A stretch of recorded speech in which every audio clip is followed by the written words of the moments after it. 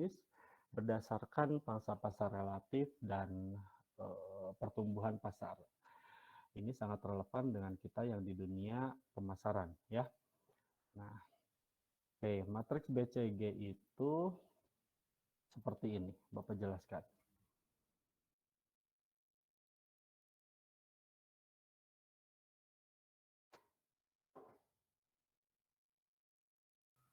Dalam matriks BCG ada dua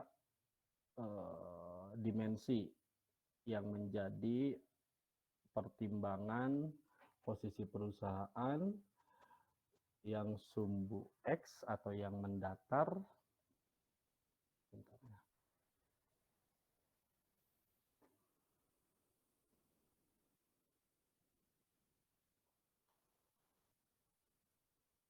Dan ada sumbu Y atau sumbu yang vertikal.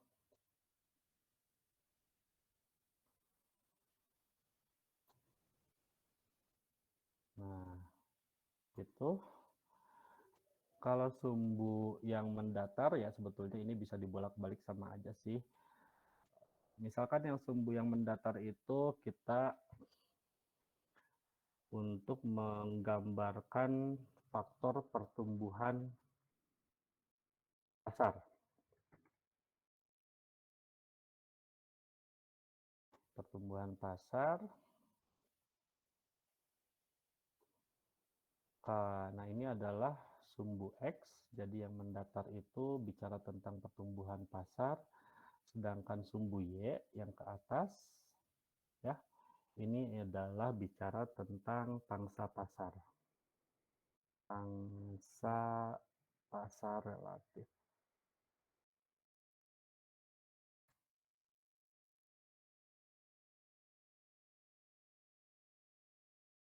Ini dalam matriks ini, masing-masing sumbu itu punya 3 batasan, ada rendah, tinggi, sedang, dan tinggi.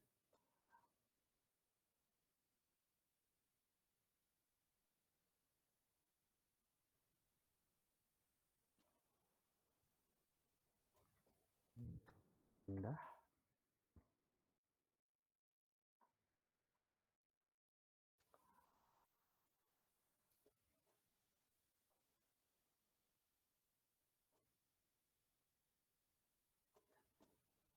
Kalau online itu agak repotnya gini ya, kalau di kelas mah bisa langsung di papan tulis, udah cepat. Rendah, kemudian sedang,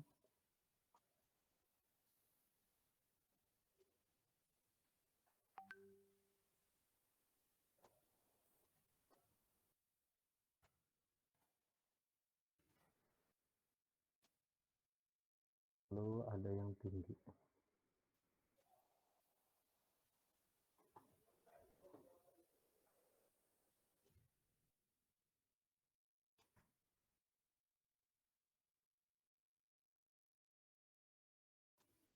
Ada yang pernah dengar ini sebelumnya, matriks ini? Belum, Pak. Belum. Belum, Pak. Pangsa pasar relatif ini sedang, misalkan ini tinggi satu lagi.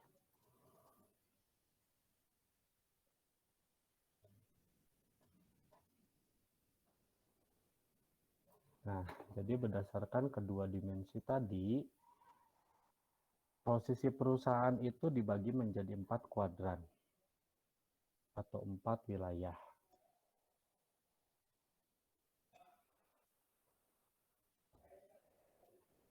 Sebentar.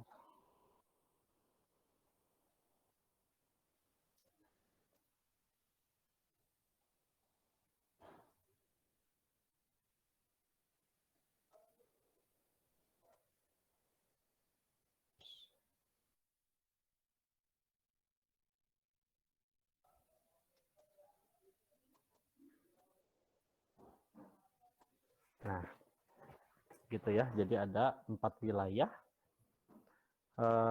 di mana kalau yang sumbu horizontal itu menggambarkan pertumbuhan pasar. Paham nggak pertumbuhan pasar? Jadi kalau dalam matriks ini kita menilai produk atau jasa yang disediakan oleh perusahaan ini ke depannya masih tumbuh potensial tidak? Ataukah pangsa pasarnya sudah jenuh, akan cenderung turun? Begitu. Jadi kalau pertumbuhan pasarnya itu rendah, artinya itu adalah produk-produk yang memang pasarnya itu diperkirakan sudah tidak akan berkembang lagi. Karena sudah ada produk pengganti misalkan, atau sudah ada produk yang lebih baik sesuai dengan perkembangan teknologi dan seterusnya. Sedangkan kalau pertumbuhan pasarnya tinggi, ini menggambarkan bahwa perusahaan itu mereka menyediakan atau melayani konsumen dengan produk atau jasa yang saat ini itu masih potensial di masa yang akan datang akan masih terus bertambah peminatnya. Itu yang disebut dengan pertumbuhan pasar. Begitu. Bisa kasih contoh? Kebayang nggak apa yang dimaksud dengan pertumbuhan pasarnya rendah dan tinggi? Ada yang bisa kasih contoh produk atau layanan yang pertumbuhan pasarnya sudah jenuh dan yang masih sangat potensial, yang tinggi? Seperti apa?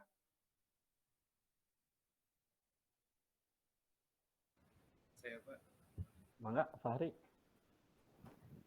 kalau pertumbuhan pasar rendah itu saya sempat lihat ya, kalau misalkan kayak notaris-notaris pakai alat ketik zaman dulu yang masih pakai tinta, tapi kalau sekarang udah pertumbuhan pasar tinggi, orang-orang bakal lebih cenderung pada komputer dan juga laptop maupun netbook.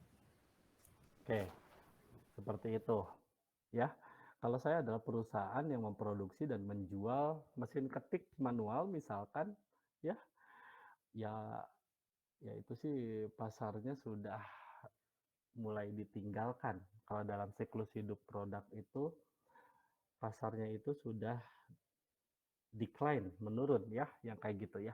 Sedangkan kalau yang pertumbuhan pasarnya tinggi, bisa kasih contoh? Betul tadi, bagus.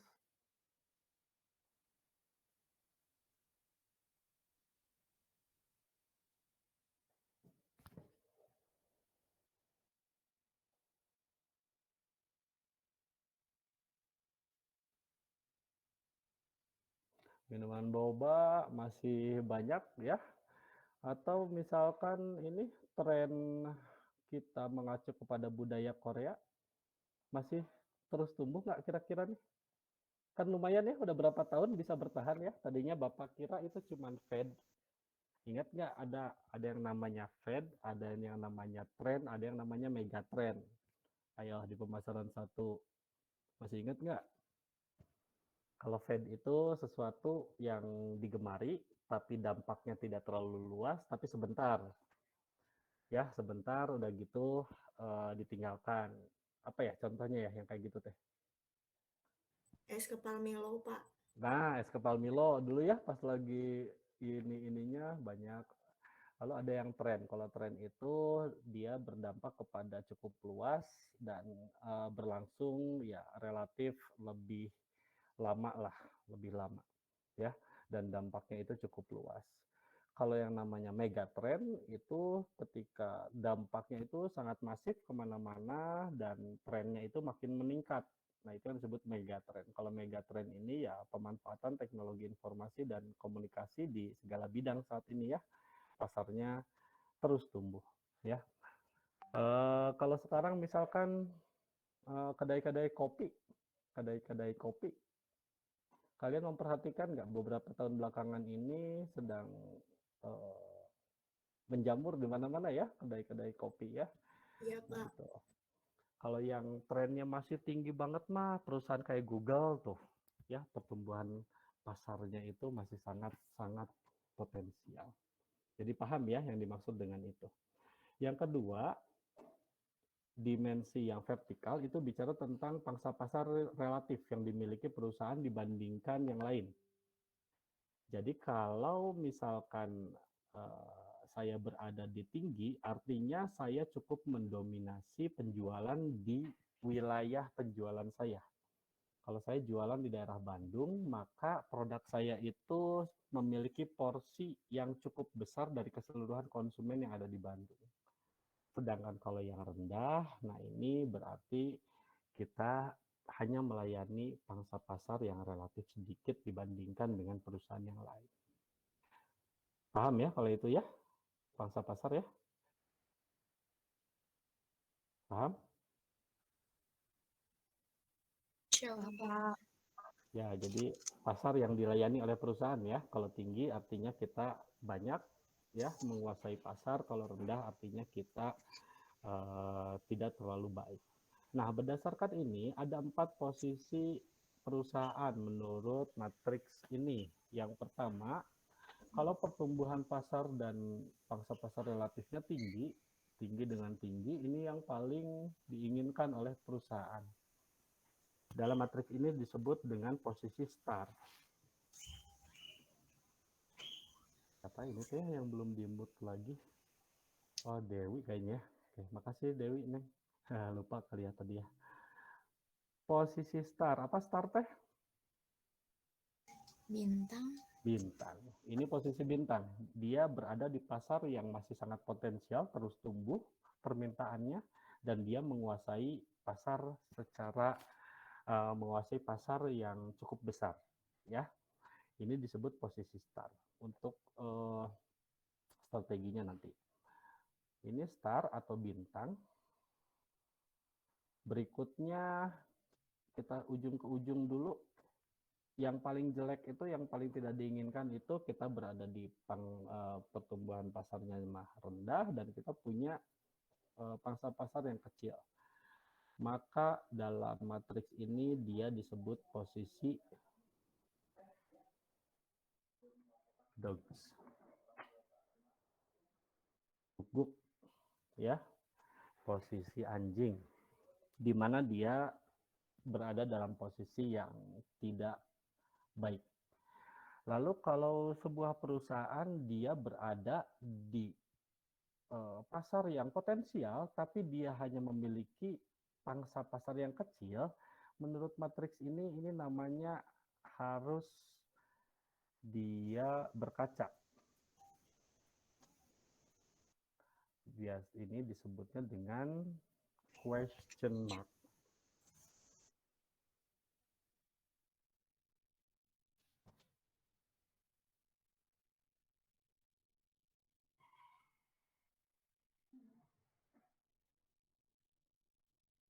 Mark. Ini posisi tanda apa? Tanda apa? Question mark tuh? Tanya. Tanda tanya. Betul, tanda tanya. Satu lagi, kalau perusahaan berada di dalam pasar yang rendah, tapi dia punya pangsa pasar yang besar di lingkungan bisnisnya, ini yang disebut dengan cash cow. Cash cow itu kalau bahasa kitanya mah sapi perah. Sapi perah ini menggambarkan bahwa perusahaan itu, produknya itu sudah di masa yang akan datang diproyeksikan sudah tidak akan tumbuh lagi. Tapi produk tersebut masih menghasilkan keuntungan yang cukup lumayan bagi perusahaan. Produk lamanya masih memberikan keuntungan yang cukup lumayan bagi perusahaan, sehingga itu menjadi salah satu sumber pendapatan bagi perusahaan. Itulah yang disebut dengan sapi perah. Ya. Kalau yang star, dia artinya posisinya sedang bagus, dia memiliki kemampuan finansial yang tinggi, internalnya kuat. Biasanya kalau yang star ini, kalau yang kayak gini biasanya pilihannya apa tuh strateginya yang logis?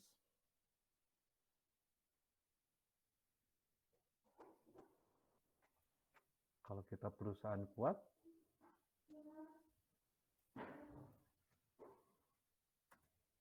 apa biasanya pilihannya? Kita punya banyak uang, posisi perusahaannya kuat, internalnya kuat, pasar itu juga masih potensial, maka biasanya ini pilihan strateginya adalah strategi agresif. Kalau agresif itu seperti apa sih? Contoh implementasinya, dia bisa melakukan perluasan pasar atau perluasan produk. Ya, bisa dia ekspansi ke wilayah-wilayah baru atau dia bisa product development, mengembangkan produk supaya tetap menjadi pemimpin pasar. Ya, kalau agresif itu bisa misalkan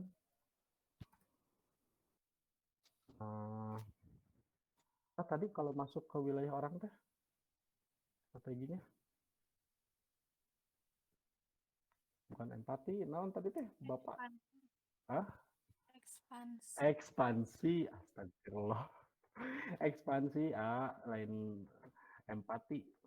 Ekspansi, ya bisa ekspansi pasar, artinya kita masuk ke pasar yang sebelumnya tidak dilayani. Saya biasanya bisnisnya ada di Bandung. Saya jualan poci misalkan, ya angkringan Korea. Ternyata rame tuh di Bandung tuh, sehari dapat 3 juta, 4 juta. Langsung saya buka lagi cabangnya di Sumedang. Nah, itu ekspansi, ya. Ekspansi atau kemudian adalah melakukan pengembangan produk.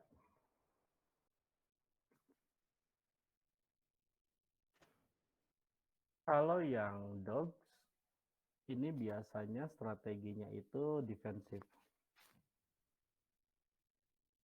Defensif itu apa sih realnya?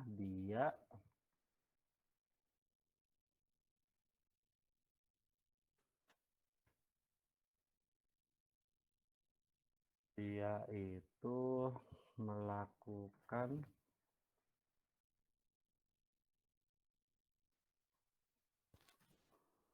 efisiensi untuk keberlangsungan hidup, timbangkan untuk exit dari bisnis. Kalau yang dogs itu biasanya strateginya defensif. Dia melakukan pengetatan anggaran sehingga dengan uang yang dimiliki yang tidak banyak, mereka bisa menjamin keberlangsungan perusahaannya. Jika sudah tidak bisa diselamatkan lagi, maka kita harus mempertimbangkan untuk exit dari bisnis, keluar dari bisnis tersebut, ya. Apa mau bikin produk yang berbeda, kita bikin konsep yang berbeda dan lain sebagainya. Kalau question mark itu tanda tanya. Kalau tanda tanya itu dia strateginya pembenahan internal.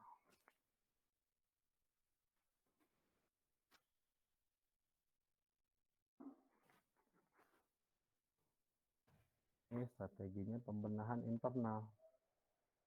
Si pembenahan internal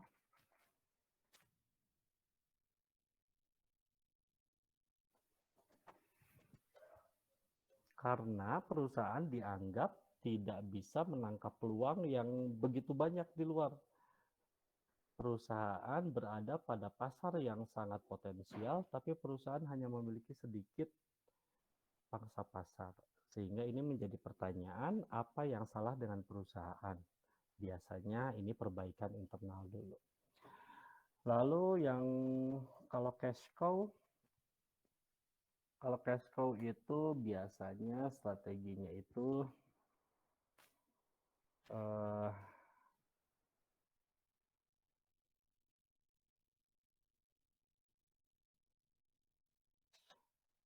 diferensiasi, ya, diferensiasi pengembangan produk.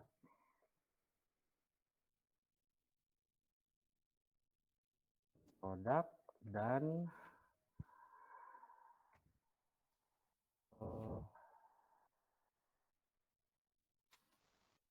biasanya menurunkan cost yang ditanggung konsumen. Ini biasanya untuk menjamin produknya tetap terjual dengan baik.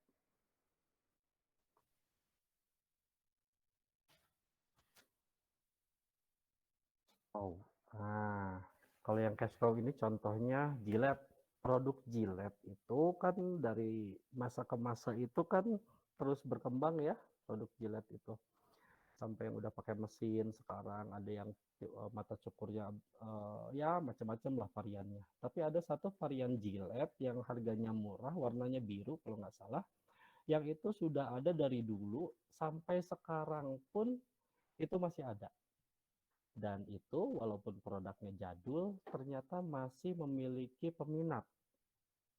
Sehingga walaupun Gillette terus-menerus mengembangkan dan memperkenalkan produk-produk pisau cukur yang baru dengan teknologi-teknologi yang baru, ternyata ada salah satu varian produk Gillette pisau cukur yang sederhana, kalau nggak salah warnanya biru, dijual murah, itu masih memberikan keuntungan yang cukup besar bagi perusahaan Gillette. Nah, yang seperti itu adalah produk sapi perah, begitu ya. Jadi udah nggak terlalu tumbuh karena kemungkinan orang-orang sekarang lebih memilih produk yang lebih inovatif, pisau cukurnya ada teknologi apanya begitu ya. Tapi pisau cukur warna biru itu masih memiliki peminat yang setia sampai saat ini. Itu adalah produk cash cow bagi perusahaan Gillette. Begitu. Nah, ini adalah matriks yang bisa kalian gunakan untuk membantu perencanaan strategis yang dimulai dengan mengidentifikasi posisi perusahaan di pasar. Ya, seperti itu. Ada pertanyaan di sini dulu? Silahkan, bisa dipahami yang ini BCG?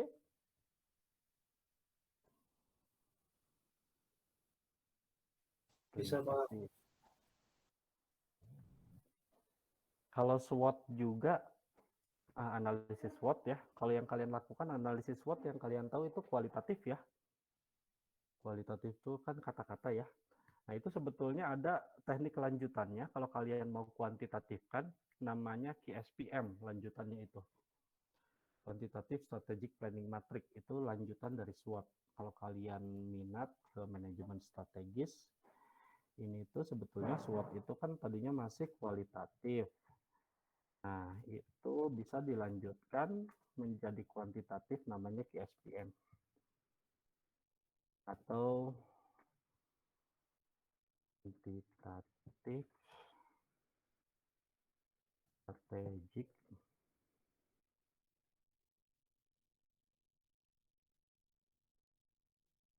planning matrix.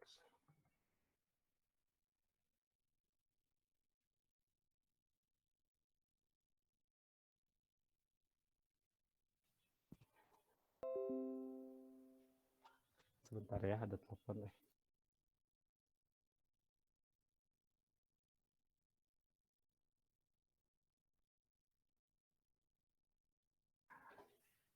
QSPM, Quantitative Strategic Planning Matrix. Oke, itu nanti SWOT itu, karena SWOT itu masih kualitatif, kalau kualitatif itu kan terkadang kita bingung batasannya ya, batasan.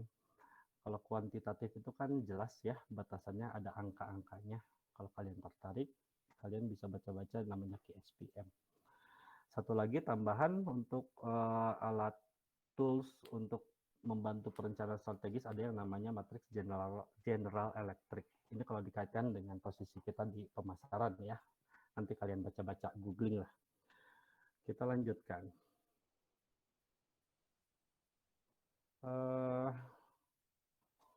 Berikutnya ini adalah matriks BCG. Oh, itu ngaranan ya, matriks BCG. Bingung nanti.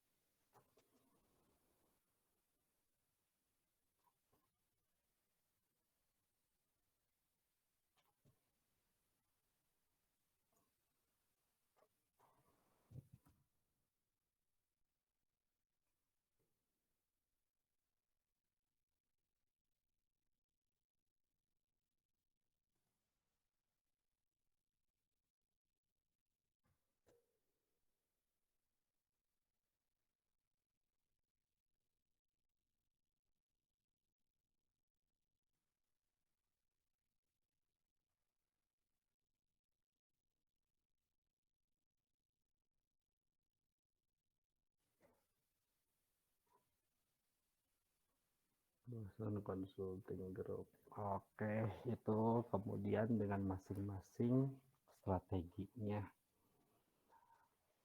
Strategi itu kalau strategi pertumbuhan intensif itu kita mengintensifkan apa yang ada. Kalau masalah strategi manajemen strategis itu ada yang namanya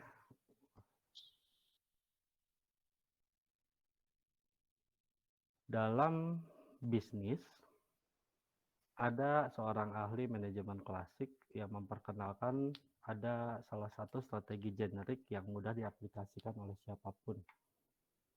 Pernah dengar strategi generik Porter? Michael Porter? Enggak, Pak. Pak. Oke, kalau dulu sama Bapak di pemasaran 1 perencanaan strategisnya itu ya salah satunya. Oke, ini ada namanya strategi.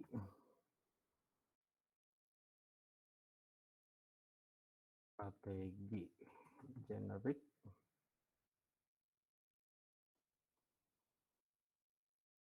Porter, Michael Porter. Menurut Porter, secara umum perusahaan itu memiliki semua perusahaan, mau dia bidang jasa, mau dia bidang produk, mau dia seperti apapun, secara umumnya ada strategi mudah yang bisa dipilih. Yang pertama itu adalah overall cost leadership.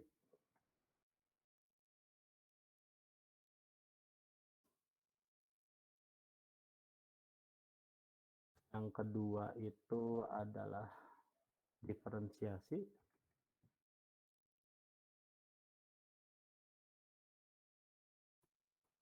Yang ketiga itu adalah fokus. Nah, jadi kalau menurut strategi generik Porter itu, strategi dalam bisnis itu mudahnya kita bisa memilih satu dari beberapa strategi ini. Yang pertama overall cost leadership. Apa itu overall cost leadership?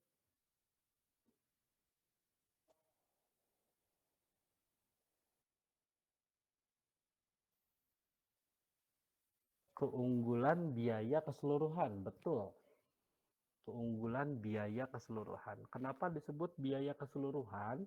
Karena terkadang produk atau jasa itu memiliki biaya-biaya tambahan, memiliki biaya-biaya penyerta yang hidden, yang tersembunyi. Ada yang bisa kasih contoh?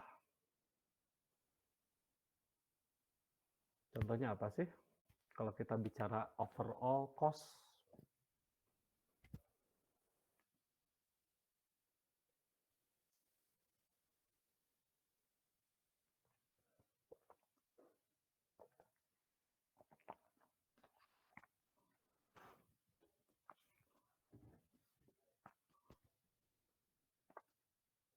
Overall cost leadership itu jadi kita menawarkan total biaya yang bersaing dibandingkan pesaing kita untuk konsumen mendapatkan nilai yang kita tawarkan. Apa saja sih kalau biaya itu? Karena produk itu tidak hanya ada biaya produknya, terkadang ada biaya untuk aksesoris tambahan, biaya instalasi, biaya pemeliharaan, dan seterusnya, dan seterusnya.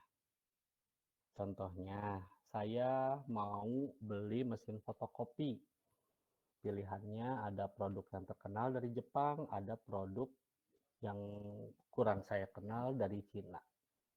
Yang satu, yang Jepang mahal mesin fotokopinya, 2 kali lipat dari harga yang Cina. Kalau kita melihat hanya harga mesin fotokopinya saja, maka tentu kita merasa bahwa mesin fotokopi yang merek Cina inilah lebih murah, kan gitu.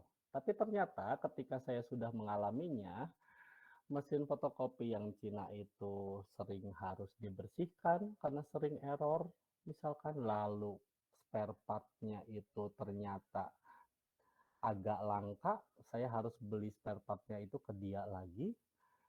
Lalu biaya-biaya lalu tintanya juga itu belinya harus ke dia misalkan. Nah, itu adalah hidden cost, ya. Maka kalau kita lihat secara keseluruhan jauh lebih menguntungkan kalau kita beli mesin fotokopi yang mahal. Nah, itu yang dimaksud dengan overall cost leadership, ya. Kita bisa membuat perusahaan kita itu paling efisien, paling unggul, sehingga kita menawarkan nilai dengan harga yang rendah, tapi dengan nilai yang sudah terjamin dan sesuai yang kita janjikan. Itu adalah overall cost leadership. Yang kedua, diferensiasi. Apa diferensiasi itu? Mengembangkan produk agar bisa terus bersaing. Bisa Jadi terus produknya bersaing. beda dari yang lain. Nah, melakukan pembedaan terhadap produk kita. Tapi jangan asal beda, tentunya beda ini harus beda yang dalam arti baik, kan gitu ya, beda dalam arti baik. Sehingga kita nanti akan dikenal oleh konsumen, produk kita berbeda dari produk yang lain dan berbedanya itu dalam arti positif. Diferensiasi. Ya.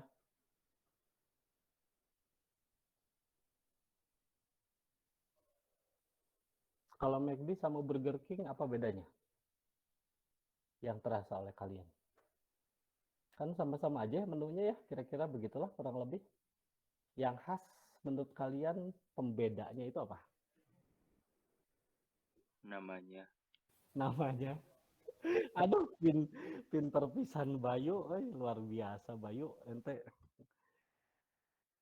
namanya jelas, rasanya maksudnya bisa lebih spesifik. Apa yang membedakannya?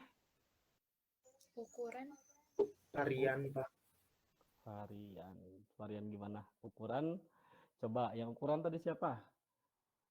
Dewi. Ukurannya gimana maksudnya? Burger King lebih gede gitu, Neng? Atau Dwianto apa tadi? Variannya, Pak. Varian dari menu yang ditawarkan gitu ya. Iya. Ada perbedaan. Oke. Kalau menurut Bapak sih pembedanya apa? Karena keduanya hampir sama, fast food menyediakan jenis makanan yang hampir sama. Kalau yang Bapak rasakan, ini mah yang Bapak rasakan ya, yang membedakannya itu kalau burgernya itu, kalau Burger King itu ada flame grill. Jadi ada terasa dagingnya itu dipanggang, bukan digoreng. Ada rasa-rasa apa ya? Ya flame grill gitu. Terasa bahwa daging itu dibakar, dipanggang, ya, tidak hanya digoreng. Itu yang kemudian menjadi pembeda Burger King dan itu biasanya dikomunikasikan terus-menerus kepada konsumen yang membedakan mereka dari McD begitu, ya, diferensiasi.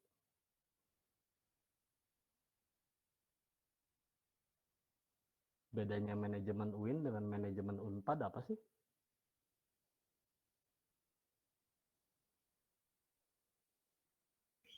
Kalau Ya, betul. Ada lagi yang lain? Kalau di UIN mah ada kata-kata wahyu, memandu, ilmu, ya gitu ya kira-kira ya. Kalau disambung-sambungin juga ke pemasaran. Jadi Allah menciptakan kita berbangsa-bangsa itu supaya kita saling mengenal. Nah, saling mengenal ini adalah salah satu tugas dari seorang pemasar. Ya, ketika kita ingin menyediakan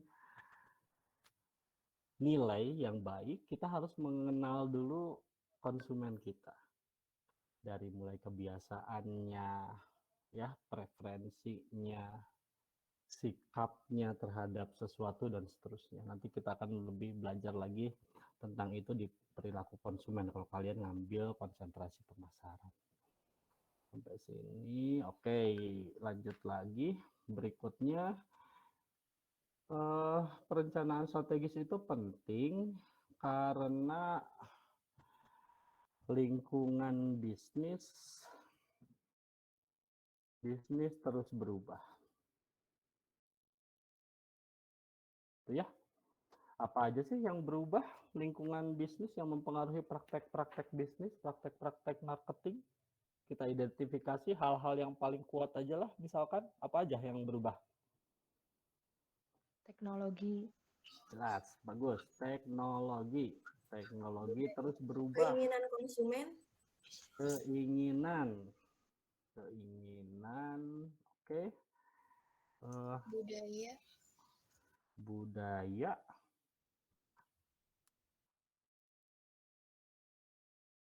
Budaya,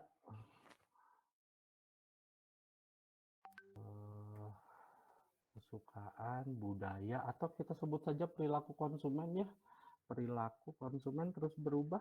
Kalau perilaku itu dia sudah mencerminkan dari mulai pilihannya, lalu juga budaya yang dia anut, nilai-nilai yang dia anut, yang kemudian dicerminkan dalam memilih produk, begitu ya. Perilaku konsumennya terus berubah. Apalagi?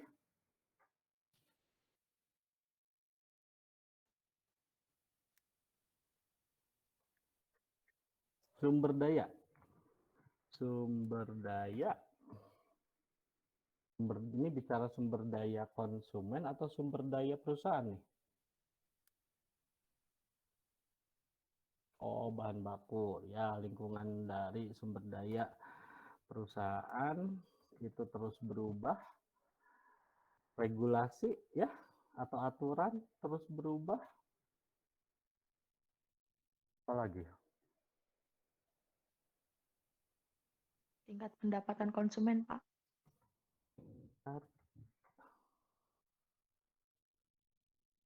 Pendapatan konsumen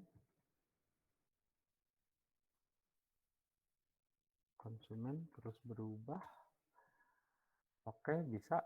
Itu sangat mempengaruhi terhadap bisnis dan pola-pola pemasaran. Persaingan ya.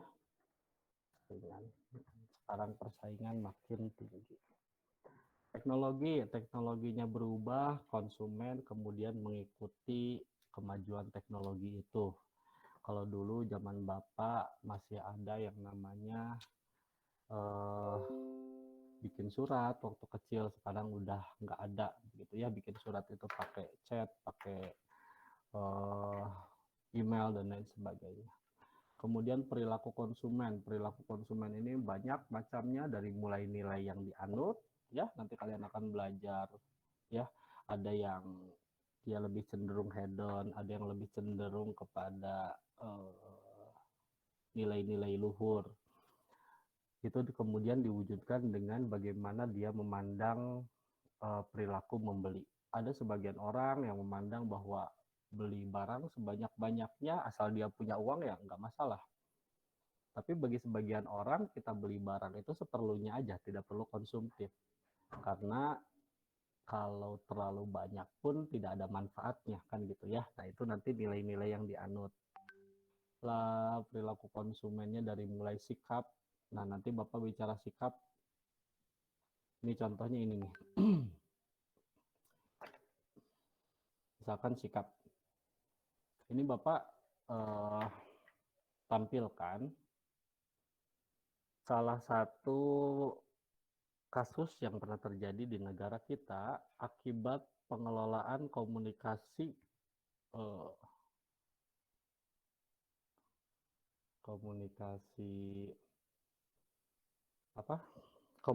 umum yang tidak dikelola dengan baik, yang kemudian berdampak kepada bisnis perusahaan. Di sini di dalam grafis ini Bapak menampilkan tingkat penjualan dan tingkat pengembalian produk pada perusahaan Sari Roti dari mulai Januari 2016 sampai dengan Juli 2017. Kalian perhatikan di sini dari mulai Januari 2016 sampai dengan bulan November itu semuanya tampak normal-normal saja, di mana tingkat penjualan itu jauh lebih tinggi daripada produk yang dikembalikan, yang diretur. Jadi sari roti kepada para agennya itu sistemnya retur kalau yang tidak terjual begitu ya. Nah, yang menarik terjadi lonjakan pengembalian produk sari roti yang dimulai pada bulan Desember 2016. Sampai dengan bulan Juni 2017, perusahaan mendapatkan pukulan yang berat di mana tingkat pengembalian produk selalu berada jauh lebih tinggi daripada penjualannya. Ada yang ingat? Ada kejadian apa dengan sari roti waktu itu?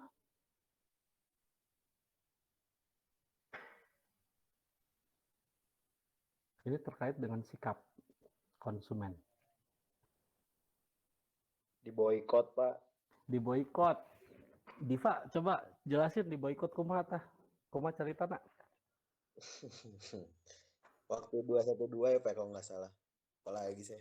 Ya. Ya. Kenapa sampai diboikot tuh? Karena ada perbedaan gitu, Pak lah. Lupa lagi, Pak, masalahnya, tapi yang saya tahu tuh pas 212 di Monas kalau nggak salah. Ya, jadi ini adalah salah satu bagaimana contoh pengelolaan komunikasi yang buruk yang berdampak pada bisnis. Jadi waktu itu ada aksi bela Islam 212 ya, biasa tiap Desember.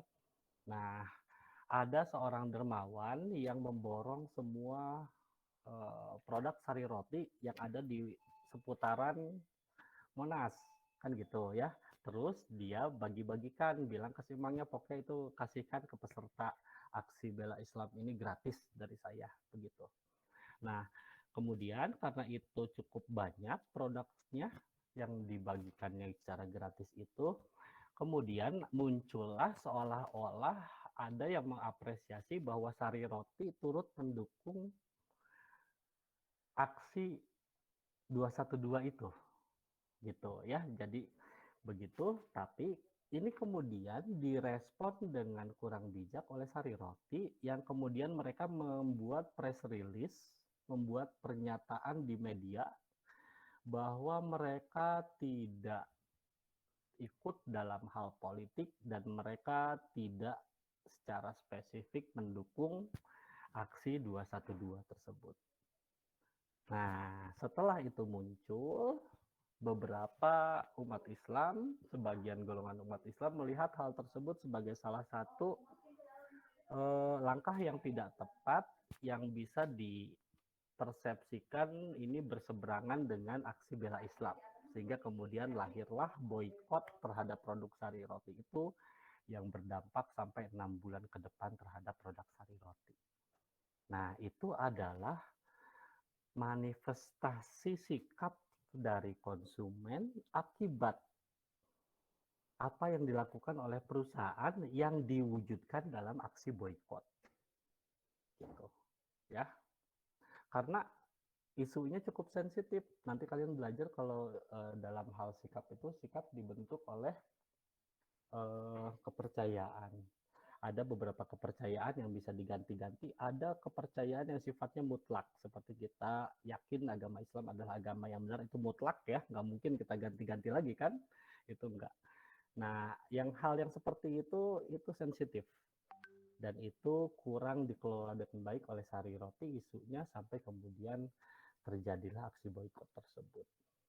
Nah, itu akibat mengelola komunikasi yang kurang baik. Padahal sih produknya bagus ya. Produknya bagus kan, diterima oleh masyarakat, tapi kemungkinan sekarang sudah normal lagi. Perilaku konsumen, nah terkait dengan perilaku konsumen dan sikap, terkait dengan beberapa tahun ke belakang, kita tahu kita menghadapi masa pandemi. Ya,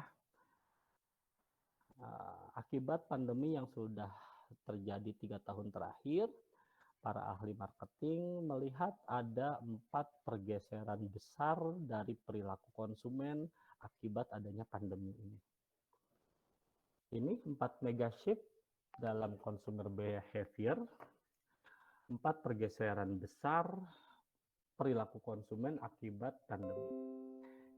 Yang pertama, ini kita dari sebelah kiri dulu, adalah stay at home lifestyle.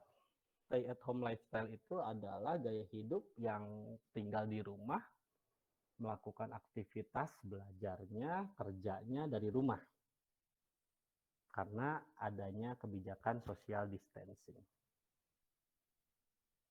Nah, di satu sisi kita bisa melihat ini menjadi sebuah pukulan bagi bisnis-bisnis di lokasi-lokasi perkantoran, bagi bisnis-bisnis di sekolah-sekolah. Kasihan ya, kayak emang-emang yang biasa jualan di sekolah, para pedagang yang jualan di sekitar perkantoran, kalau semuanya kalau semuanya work from home itu mereka sepi kan gitu ya.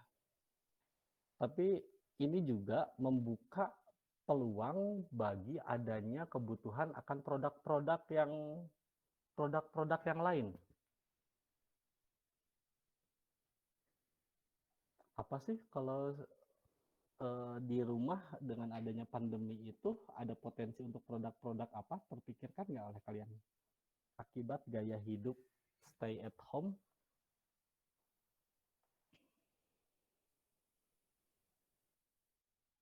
Pasang wifi bisa, Jasa ya. jasa kurir, Pak. Jasa kurir meningkat, Jasa kurir. jasa kurir meningkat, delivery service ya, makan dan lain sebagainya. Ada lagi?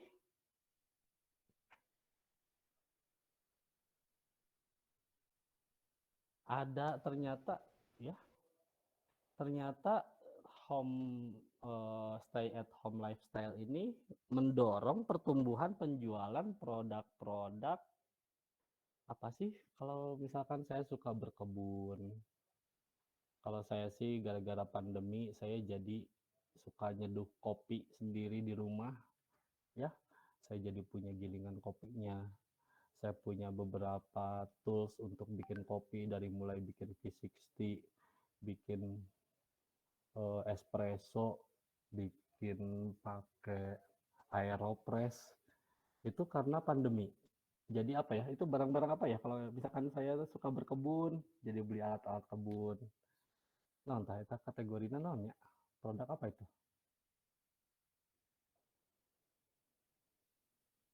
Produk keterampilan apa ya? Apa sih namanya kayak gitu teh?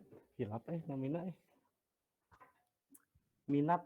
Jadi produk-produk untuk mengembangkan minat ya, seperti kalau kalian yang tadinya nggak suka berkebun karena di rumah terus jadi suka berkebun.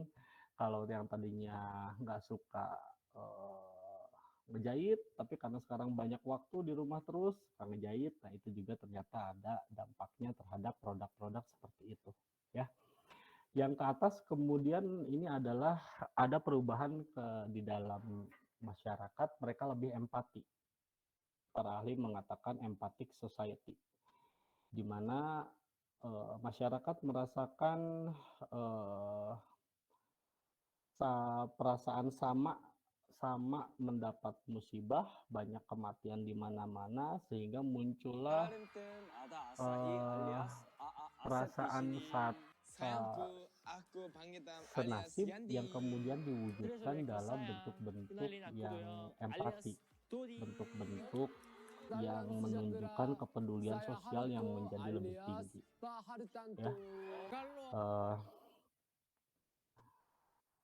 Empathic society, jadi masyarakat lebih empatik terhadap orang lain ya. Walaupun ekonomi sedang sulit, tapi ternyata ketika ada permasalahan, masyarakat menjadi lebih merespon begitu ya. Kalau ada tetangganya yang sedang isoman, nanti tetangga-tetangganya tuh ngirimin tuh makanan, karena kan dia isoman ya, nggak boleh keluar rumah, sebaiknya daripada nularin ke orang, tetangganya tuh gantian ngirimin kebutuhan sehari-harinya, ditaruh di pintu rumahnya begitu ya, nanti diambil dan seterusnya. Jadi adanya masyarakat yang lebih empati. Megashift yang ketiga adalah go virtual. Dengan adanya COVID-19, konsumen menghindari kontak fisik ya, sehingga semuanya menggunakan media virtual atau digital. belanja virtual, belajar virtual, rapat virtual. Ini kemudian melahirkan melahirkan dampak-dampak yang lainnya. Kalau yang Bapak rasakan itu sejak sekolah harus virtual, anak-anak jadi harus punya HP. Sejak sekolahnya virtual, mereka jadi susah berhenti ngoprek HP. Kalau dulu zaman sebelum sekolah virtual mah, anak saya itu main HP itu dibatas. Hanya hari Sabtu Minggu aja mereka boleh main HP. Tapi karena sekarang sekolahnya seperti itu, ya gimana tuh ya? Dampaknya banyak. Lalu mega shift yang berikutnya adalah bergeser ke bottom of pyramid. Ini mengacu kepada hierarki kebutuhan dari Abraham Maslow. Konsumen kini menggeser kebutuhannya dari puncak piramida ke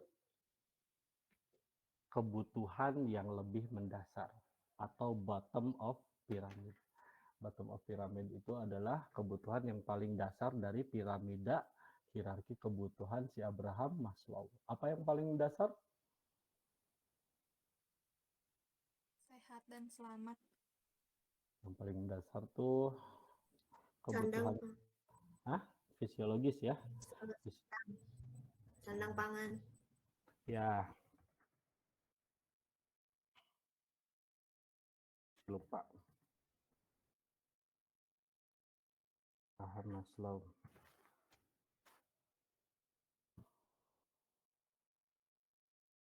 Yang paling puncak itu nomor 6 apa?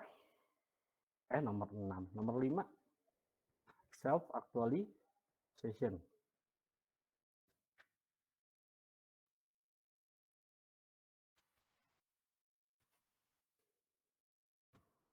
Self-actualization, terus yang di bawahnya itu adalah esteem need. Yang ketiganya itu adalah social need. Ini bahasa si Maslow-nya ya.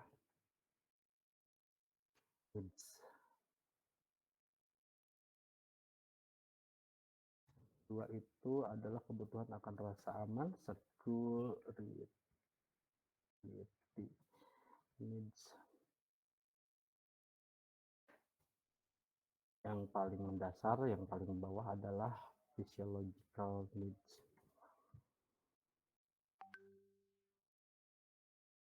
Physiological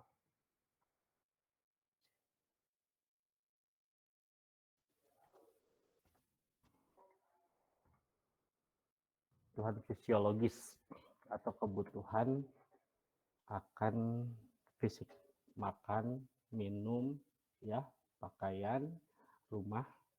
Naik lagi kebutuhan rasa aman keberlangsungan hidupnya, rasa aman besok masih bisa makan, di masa yang akan datang masih punya uang. Naik lagi ke social need atau kebutuhan sosial, naik lagi ke esteem needs. Apa esteem needs? Kebutuhan akan apa esteem need? Penghargaan. Penghargaan, pengakuan. Lalu yang puncak adalah self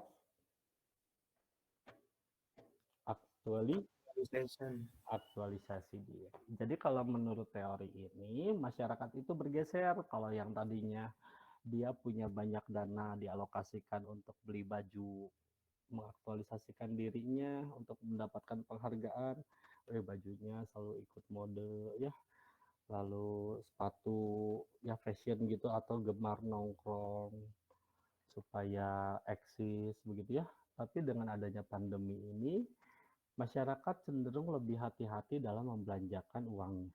Karena mereka tahu mereka menghadapi sebuah kondisi yang tidak pasti di masa yang akan datang akibat adanya pandemi, dan mereka mengalokasikan pembelanjaannya utamanya untuk kebutuhan mendasar dulu seperti makanan, minuman, pakaian, rumah, dan kesehatan. Begitu. Ya. Itu adalah 4 pergeseran besar pada saat ini akibat adanya pandemi.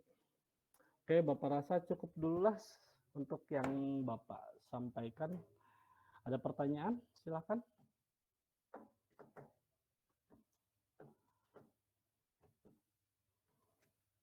Izin bertanya, Pak. Silakan, Neng. Erika. Nama saya Erika Snawati Putri, NIM Ya. 120924009. Mm. Iya.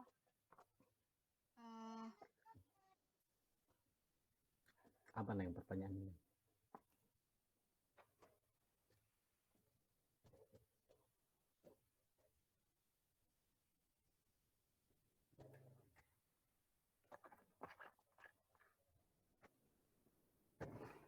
Halo? Tadi kan ada matriks BCG, Pak. Nah, kalau produk yang laku terjualnya di masa tertentu aja, jadi kayak kan sekarang bulan Ramadan, banyak yang laku kayak sirup marjan, mukena, kurma, kongguan. Ya. Nah, itu masuk ke kuadran mana, Pak, di matriks? Untuk produknya, itu masuknya ke produk yang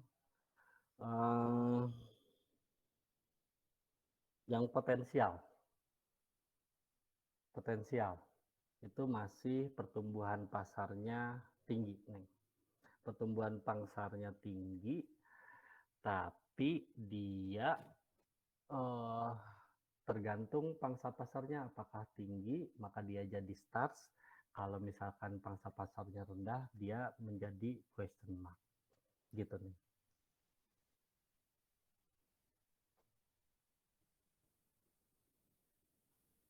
Bisa dipahami, Erika? Baik, Pak. Terima kasih. Ya, sama-sama. Ada yang lain? Silakan. Ya, bisa dipahami, Pak. Terima kasih. Saya Pak izin bertanya. Enggak, Dewi Musarofah. Tadi kan ketika kita ada di posisi dogs gitu Pak, Ya. Strategi yang sering dilakukan adalah Efisiensi. ya. Nah, apakah selain harus mempertimbangkan exit dari bisnis, bisakah kita mencapai ke apa ya namanya, ke pertumbuhan pasar yang lain gitu Pak, selain harus diferensi, apakah ada strategi lain agar kita bisa mencapai pangsa star misal Pak, ataupun enggak di dogs gitu. Oke, mungkin pertanyaannya Dewi itu apakah yang posisinya dogs itu maka kemudian pilihan terakhirnya adalah suntik mati, ada nggak pilihan lain supaya dia bisa menjadi posisinya lebih baik dari yang sekarang? Kira-kira gitu ya pertanyaannya Dewi ya. Itu tidak ada yang mustahil, tapi yang menjadi kendala bagi perusahaan dalam posisi ini adalah bensinnya, uangnya. Nih. Ketika kita ingin mengembangkan sebuah produk, ketika kita ingin melebarkan pasar, ketika kita ingin membuat inovasi, itu semua membutuhkan biaya yang cukup besar. Nah, ini agak sulit jika pendapatan kita kecil. Biasanya yang seperti ini tuh pilihannya kalau tidak dia dibekukan atau disuntik mati, dia itu di merger dengan bisnis yang lebih besar, begitu ya, dengan investor yang lebih besar, atau mencari investor supaya mau menanamkan uangnya untuk pengembangan perusahaan. Paling itu nih. Kecuali yang punyanya dia masih punya tabungan banyak nih, walaupun dia pangsa pasarnya kecil, pasarnya udah nggak tumbuh lagi, tapi modalnya masih banyak nih, ya bisa itu mah pengembangan ekspansi ya. Nah itu masalahnya. Nah, yang paling logis itu mencari investor untuk menyelamatkan perusahaannya, atau dia di merger dengan perusahaan lain supaya berbagi beban dan mendapatkan tambahan modal gitu Neng. Baik Pak, terima kasih. Ya, ada lagi silahkan. Sambil nunggu, mohon semuanya dibuka dulu kameranya, mau Bapak screenshot. Ayo semuanya dibuka. kameranya.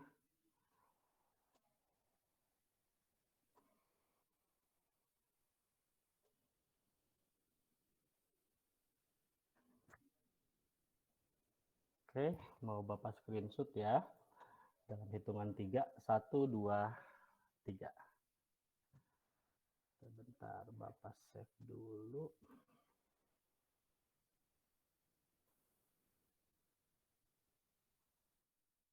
Saran 2 kelas B ya ini tuh ya.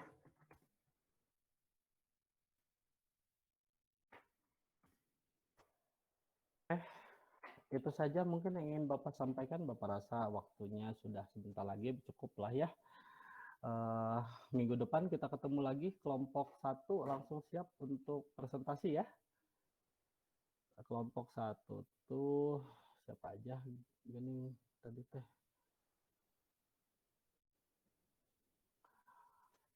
Fitri Salimah, Dina Maharani, Paradita, Permata Sagara, Dani Muhammad Fauzan, dan Gilardi dengan materi menetapkan strategi produk. Ya, itu saja. Demikian pertemuan kita hari ini. Mudah-mudahan apa yang kita pelajari bersama